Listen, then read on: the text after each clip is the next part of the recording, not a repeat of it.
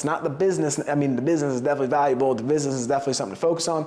But like, I can make those adjustments now. I'm educated inside of my business, which is the goal. So I'm becoming a better version of myself. Every single time I make a mistake, I'm learning. I'm not negative about it. I'm getting better. Like, how awesome is that? I just got so much better when I make a mistake because now I know not to do that again.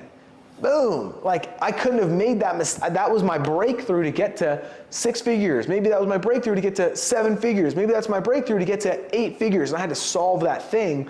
And now that you made the mistake, you have the opportunity to solve it. Now you can move forward. Right?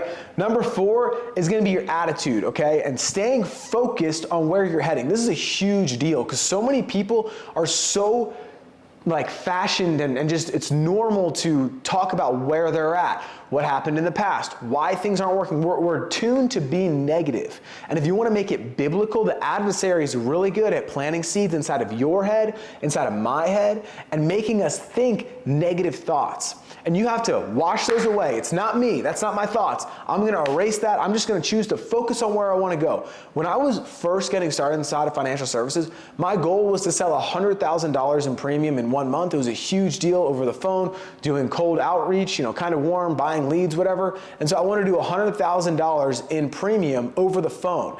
And so what I did was, and this is like not high ticket stuff. This is like I sold 82 policies in a month. And so all month long, I had these low limiting, self-limiting beliefs that would pop into my head. And it would be like, you should just go back to college, because it was so hard to do. I was like dialing all day. I was working really hard, and I was spending so much time in my business, and it was stressful. And I had Andy, if you guys know the story, I had Andy mentoring me, and he was counting on me, and he wanted me to like set this, not like a record, but he wanted me to like set the pace inside the organization. It was just a lot going on. I had a lot of pressure. And so for me, I had these low limiting, self-limiting beliefs, and I would just be like, and they would be like, go back to college, just finish your last year in school, like you're gonna be the captain on the hockey team, like just go finish your degree, you're 1 semester away from graduating, like you have a 3.8, it's so much easier, like you can just escape this, like there's a way out, like what are you doing here, like you don't deserve to be here. All those thoughts I had.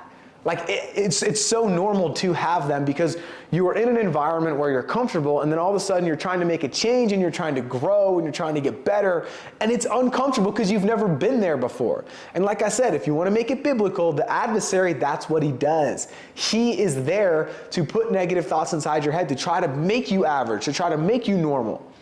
And that's it. We have to realize that and catch that. Instead of saying, oh man, I'm not motivated today. Oh man, my thoughts aren't on my side. That's how it is.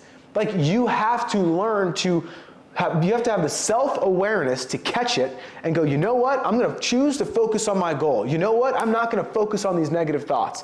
I'm going to, like, I had that thought. It's okay, but I'm sharp enough. I'm aware enough that I'm going to take that thought and I'm actually not going to spend any time focusing on it. And what I am going to focus on is my $100,000 this month.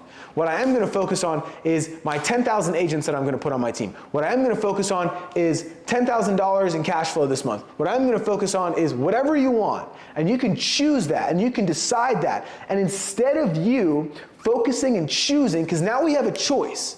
Now that we're aware of this, that you can control the things that you're thinking about, you can choose this and you can make the decision to, instead of focusing on the negativity and the things that are holding you back, you make a decision, you draw the line. Again, a lot of this is just us facing us. It's making a decision. We're drawing the line and saying, I'm not going to focus on these things, and I'm actually going to focus on where I want to go.